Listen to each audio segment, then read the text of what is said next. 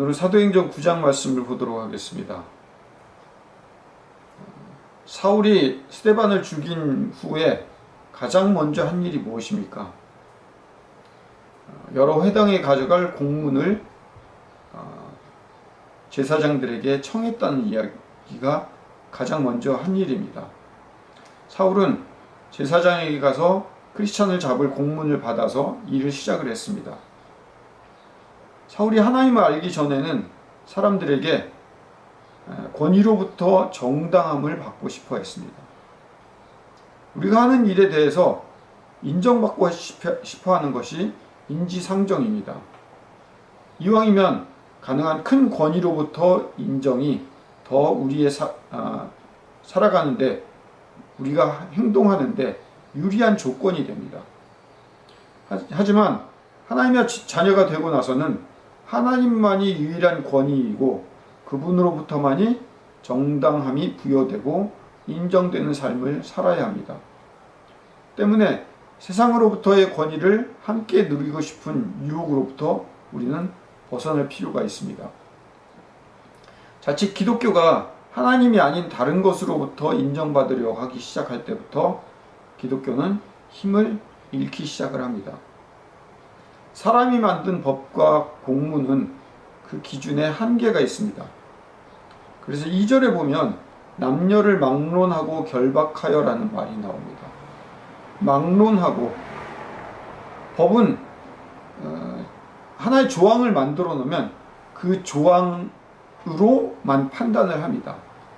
그러기에 시간이 지날수록 법은 예외 조항이나 판례가 다양해지고 구체화되어 갑니다. 왜냐하면 문장 한두 개로 법이 인간의 모든 것을 담아낼 수 없기 때문이죠. 예수님을 따르는 사람 누구라도 다 잡아들이려고 하는 사울을 보면서 우리가 생각해 봐야 할 것이 있습니다. 사울은 옳음과 그름만으로 사람을 잡아가두고 죽여왔습니다. 내 생각과 맞지 않으면 모두를 제거해버리려고 합니다. 오늘날 우리나라의 좌파와 우파를 한번 생각해 봅시다. 서로를 나누어 헐뜯는 일이 모든 비판의 중심이 되고 있습니다. 한쪽이 이 땅에서 나가기 전에는 이 싸움이 끝나지 않는다고들 말하기도 합니다. 그렇게 보수와 진보가 혹은 전라도와 경상도가 나누어져서 각각의 나라를 만든다면 그 안에서의 갈등은 없어질까요? 내가 옳다고 생각하지 다른 쪽을 이해하려고는 하지 않습니다. 사울처럼 잡아 죽이면 된다고만 생각을 합니다. 하나님께서 사울에게 나타나신 기적의 사건을 오늘은 다루려고 하지 않습니다. 다룰 필요도 없습니다. 왜 하필 예수님을 따르는 사람을 죽이려는 자에게 하나님께서 다가오셨는지, 그리고 어떻게 다가오셨는지, 어떤 기적을 갖고 다가오셨는지, 이런 부분에 대한 이야기는 사실 우리가 상대할 이야기가 아니고 우리가 건드릴 영역 밖의 일입니다. 그건 전적인 하나님의 은혜이고 하나님이 하실 일입니다. 하나님이 우리에게 다가오시는 것은 사울처럼 누구에게나 기적으로 다가오시지만은 않습니다. 사울 같은 사람에게조차 다가오셨다는 것, 그것을 이해하는 것이 오늘 본문의 핵심입니다. 다만 하나님께서 우리에게 가장 먼저 하신 일에 대해서 생각해 볼 필요는 있습니다. 7절에 보면 같이 가던 사람들은 소리만 듣고 아무것도 보지 못하고 다른 사람들의 손에 이끌려 갔다, 이렇게 이야기를 하고 있습니다. 9절에도 보지 못하고 먹지 못하고 마시지도 않았다고 이야기를 합니다. 이 본문을 가지고 많은 목사님들이 이렇게 설교를 하죠. 성령을 받기 위해서는 3일을 금식하면서 회개해야 한다고. 이 대목을 기준으로 설명하는 이런 목회자들의 관점은 어떤 생각일까요? 하나님을 만난다는 건 전적인 하나님의 은혜입니다. 하나님이 먼저 다가오심이지 우리가 무엇을 먼저 해야 하고 할 수 있는 것은 그건 기독교가 아닙니다. 3일을 금식해야 하고 회개해야지 하나님이 오신다라고 하는 논리는 마치 산당을 세우고 송아지를 섬겼던 이스라엘 백성들의 모습과 같습니다. 하나님께서 사울의 눈을 멀게 하신 것은 지금 내가 보고 있는 어떤 것, 진실인지 생각할 수 있는 시간을 하나님이 주셨다는 말입니다. 스데반을 죽이고 다른 예수를 믿는 사람들을 잡아들이는 문제에 대해서 생각해 볼 수 있는 시간을 주셨다는 말입니다. 먹지도 않고 마시지도 않았다는 말에는 금식을 하면서 해보면 그 시간이 굉장히 많아집니다. 인간이 대부분 먹고 마시는 일을 빼고 나면 사실 할 일이 급격히 없어져요. 금식하고 있으면 생각하고 돌아볼 수 있는 시간이 많이 생깁니다. 그리고 변화하고 바꿀 수 있는 시간이 생겼다는 의미와 같습니다. 그래서 금식이 되는 거지, 금식을 해야만 하나님을 만날 수 있다라는 논리와는 천지차이입니다. 또한 듣기만 할 수 있다는 말은 어떤 뜻입니까? 비로소 다른 사람의 말을 들어야만 살 수 있다는 그런 곳으로 옮겨졌다는 말이죠. 사울에게는 다른 사람의 목소리가 들리기 시작을 했습니다. 15절을 볼까요? 이 사람이 내 이름을 이방과 임금들과 이스라엘 자손들에게 전하기 위하여 택한 나의 그릇이라고 말씀하십니다. 누구에게요? 이방과 임금들과 이스라엘 자손들. 애초에 사울은 대제사장에게 자신이 하고 있는 일에 대한 명분을 얻기 위해서 자신이 생각하는 가장 합당하고 권위 있는 사람인 대제사장에게 증서를 받았던 그런 사람입니다. 그런 사람에게 하나님께서는 자신이 하고 있는 일에 대한 어떤 명분도 얻을 수 없는, 보이지 않는 하나님이라는 명분과 증서만을 사울에게 줍니다. 이방이라는 곳, 이방이라는 곳이 어떤 곳이죠? 나와 다른 사람들이, 문화와 상황과 환경이 그런 다른 사람들이 있는 장소입니다. 내가 지금 가지고 있는 서류나 증서마저도 신뢰할 수 없고 그들이 믿지 않는 그런 곳으로 보내짐을 당하기 위해서 하나님은 사울을 선택을 하셨습니다. 두 번째, 임금에 대한 얘기가 나오죠. 임금을 대면한다는 말은 더더욱 증서도 어떤 것도 가지고 갈 수 없다는 말입니다. 영국 여왕은 운전면허증과 여권이 없답니다. 이유는 이 모든 영국의 운전면허증과 여권이 영국 여왕의 이름으로 발행이 되기 때문에 자기 이름으로 자기가 증서를 발행할 필요가 없죠. 자신이 자신의 이름으로 증서를 발행할 필요가 없기 때문에 운전면허증과 여권이 없답니다. 영국 여왕은. 한 나라 안에서 발행된 증서를 가지고 갈 명분이나 이 증서는 그 나라 안에서는 유용하겠지만 다른 나라 안에서는 통용도 안 되죠. 지금처럼 국제법이라도 있다면 모르겠지만 그 당시에는 국제법이란 것도 있을 수 없는 시대이기 때문이죠. 그런데 다른 나라 임금에게, 여기서는 로마 황제를 말하죠, 어떤 증서나 명분을 들고 예수님을 전할 수 있겠습니까? 말도 안 되는 거죠. 세 번째로 이스라엘 자손들이 나오죠. 이스라엘 자손들에게는 대제사장의 명분과 증서는 당연히 먹히고 법이 될 수 있겠죠. 하지만 예수님이라는 법으로 이스라엘 백성들이 찾아간다면, 그리고 그들에게 무엇인가를 설명하려 한다면 그 당위성은 어디서 근거를 찾을 수 있겠습니까? 16절에 볼까요? 그가 내 이름을 위하여 고난을 받아야 할 것을 내가 그에게 보이리라고 말씀하십니다. 여기서 말하는 고난은 어떤 고난일까요? 사도 바울이 얘기했던 40에 하나 가만매를 3번이나 맞고 죽을 고비를 넘기고 먹을 것을 먹지 못하는 그런 고난이요? 아니요, 그걸 고난이라고 할 수 없습니다. 증서와 명분과 눈에 보이는 근거가 없이 예수라는 증거를 드러내야 한다는 것만큼 어려운 것이 없습니다. 사울에게는 그것이 가장 큰 고난이었습니다.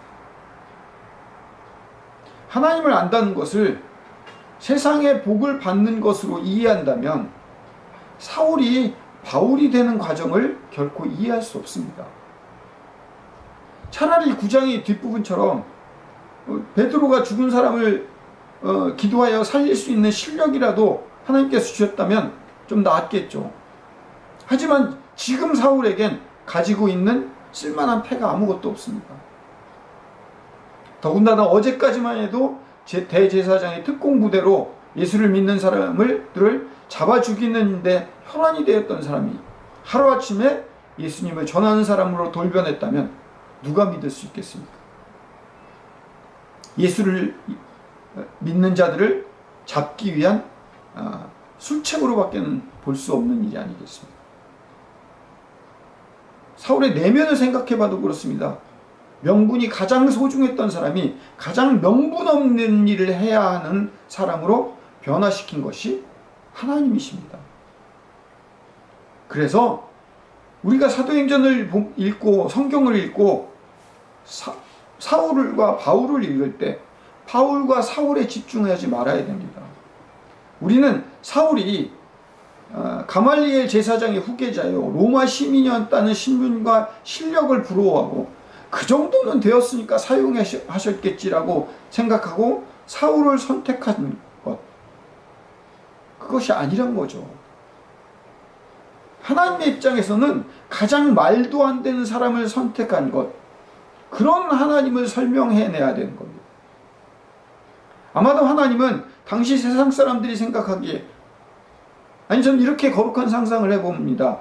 요백에 나타났던 사탄이 다시 하나님에게 찾아와서 예수님을 가장 거부하고 하나님의 뜻과 반대인 그런 인간 하나를 선택하셔서 하나님이 이 사람을 복음을 전하는 사람으로 만들 수 있다면 내가 손에 장을 쥐겠습니다. 혹은 그냥 아무 저항 없이 지옥으로 가겠습니다. 이런 제2의 욥의 내기 사건을 하지 않았을까? 이런 생각을 해봅니다. 그렇게 선택되어졌던 인물이 사울이 아닐까요? 그런 사울을 하나님은 바꾸신다에 사도행전에 사울이고 바울이 나오는 겁니다. 다만 그에게 눈을 멀게 하는 기적과 예수님의 나타나심만으로 그가 하루아침에 변화되어 수 있었다면 이 세상에 하나님을 알지 못하는 모든 사람들에게 예수님이 나타나셔갖고 그들 다 눈을 멀게 해서 사울을 변화시키듯이 그리고 예수님이 나타나시면 그럼 뭐 게임 끝난 거 아닙니까? 그렇게 전도하면 되잖아요. 왜 우리 굳이 뭐 순교를 시키고 우리가 나서서 전도를 하고 이럴 필요가 없잖아요. 하나님 그 얘기를 하고 싶지 않으시기 때문에 그런 일을 하시지 않는다는 거죠. 뭐하러 우리가 사울처럼 그렇게 생각한다면 우리가 복음을 전할 필요가 있겠으며 이 땅에 이리 죄악이 가득할 필요가 있겠습니까?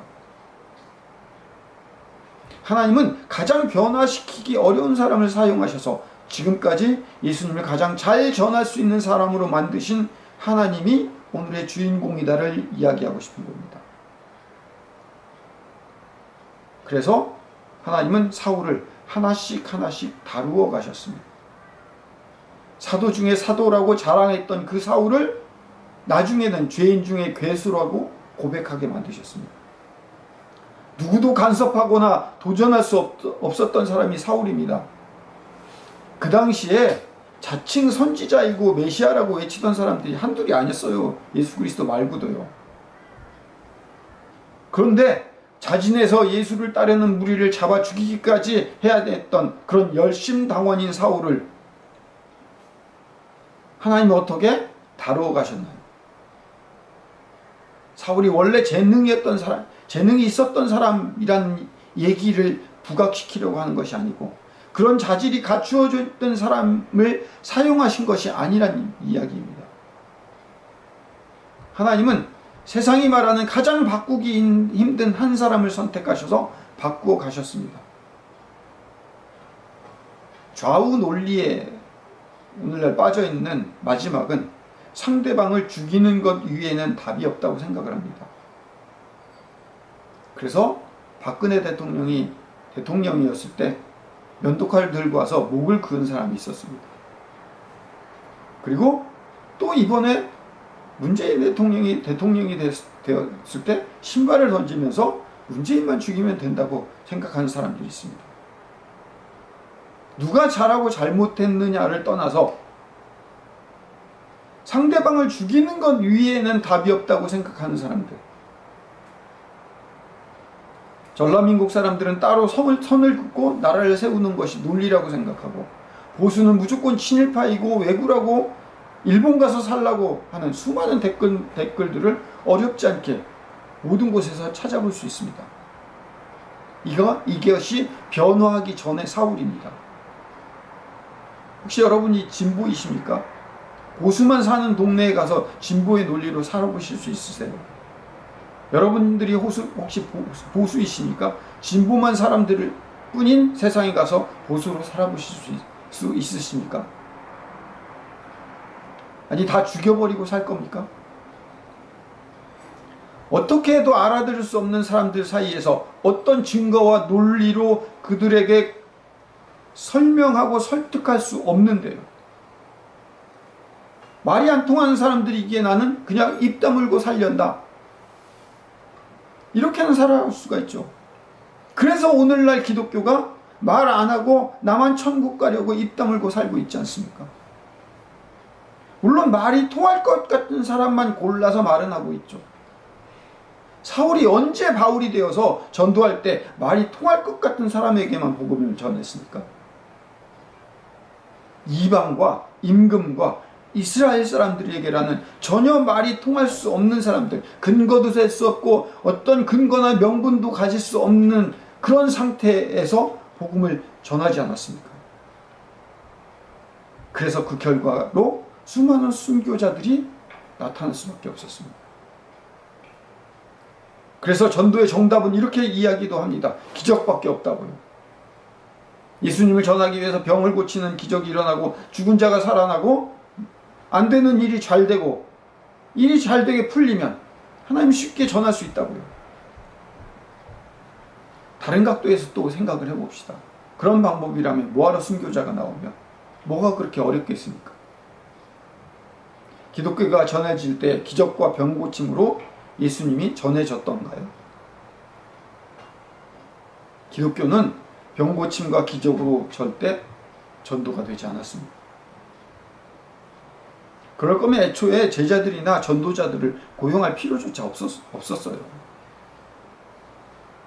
요즘 운전하면서 라디오 방송을 듣는데 라디오 방송에 이런 공익 광고의 물음을 들은 적이 있습니다. 당신은 갈등의 조장자입니까? 조정자입니까? 당신은 당신이 싫어하는 사람들을 비난하고만 있습니까? 그 갈등을 조정할 수 있는 사람입니까? 바나바가 등장하죠. 바나바는 갈등의 조정자였습니다. 사울이 길에서 예수님을 만났다는 사실을 어떻게 믿을 수 있겠어요? 바나바와 무리들을 잡아가기 위한 계략일 수도 있는데 말입니다. 당시엔 이 세상 사람들이 다 바뀌어도 사울만은 바뀔 수 없다고 생각하고 있는 것이 대부분이었습니다. 자타가 공인했죠. 아무도 믿지 않았고 믿을 수 없는 사람이었습니다. 바나바는 갈등의 조정자였고 그래서 그걸 해결할 수 있는 사람이었습니다. 그렇다고 바나바는 아무나 믿어주는 그런 사람이었습니까? 그럼 바나바는 사기를 잘 당할 수도 있는 사람이었겠네요. 하나님을 안다는 것은, 기적을 믿는다는 것은 사울이 바울이 될 수도 있다는 것을 아는 일, 그게 진짜 믿음을 가진 자이고 조정자였던 겁니다. 상대방의 입장에서 생각할 수 있는 사람이라는 얘기입니다. 다만 비난으로 끝날 것이 아니라 문제를 해결하는 사람이 되어야 한다는 이야기입니다. 해결할 수 없다면 감히 비난하지 마십시오. 나는 문제를 익히는 사람이 아니고 나쁜 사람이 아니고 그런 죄나 실수를 저지르지 않는 사람이기에 비난할 수 있는 자격이 있다고요? 그렇지 않습니다. 갈등을 조장할 수는 있겠죠. 그런 비난을 통해서. 눈을 감고 다른 사람들의 목소리를 들을 수 있어야 합니다. 하나님의 소리를 들을 수 있어야 합니다. 그리고 내가 죄인이라는 사실을 알아야 합니다. 다른 사람이 죄인이라는 사실을 알기 전에 죽는 그날까지 내가 죄인이고 내가 사울이라는 사실을 아는 것, 이것이 우리가 죽는 그날까지 해야 할 일입니다. 내가 누구를 비난하거나 잘못했다고 지적할 수 있는 사람은 아닙니다. 하나님은 사울과 같은 우리에게 다가오셔서 우리를 구원하고 계십니다. 절대로 구원받을 수 없는 사람, 절대로 우리는 하나님의 자녀가 될 수 없는 우리를, 자타가 공인하는 우리를, 하나님은 우리를 하나님의 자녀로 만드시는 분이십니다. 그 자리에 우리는 나아가 참여할 수 있는 자가 되었기에 이제 바나바와 같은 조정자가 될 수 있는 사람으로 살아나가는 것이 우리가 이 땅에서 해야 할 일이 아닌가 생각합니다. 기도하겠습니다. 사랑의 아버지 하나님, 복음을 안다는 것은 성령의 힘을 받고 권능을 받고 능력을 받아서 그것을 펼쳐나가는 것이, 그리고 기적을 베풀어 나가는 것이, 모든 일이 잘되게 만드는 것이 아닙니다. 절대로 안 되는 자를 하나님이 되게 하시는 일을 하는 것, 그 하나님에게 집중하여 그 하나님이 나를 바꾸어 갔다는 사실을 인정하는 일입니다. 그리고 내가 틀렸음을 인정하는 일입니다. 절대로 비난할 수 없다는 사실을 깨닫는 일입니다. 그것이 우리가 이 땅에서 살아가면서 복음을 아는 자로서의 삶을 살아가는 길이란 사실을 이 설교를 듣는 모든 자들이 믿고 실천하며 살아갈 수 있도록 도와주시옵소서. 예수님 이름으로 기도드립니다. 아멘. 이제는 우리 구주 예수 그리스도의 크신 은혜와 아버지 하나님의 극진하신 사랑하심과 성령님의 인도 교통 내재하심이 이 설교를 듣는 모든 자들 머리 위에 영원토록 함께하여 주시기를 간절히 축원하옵나이다. 아멘.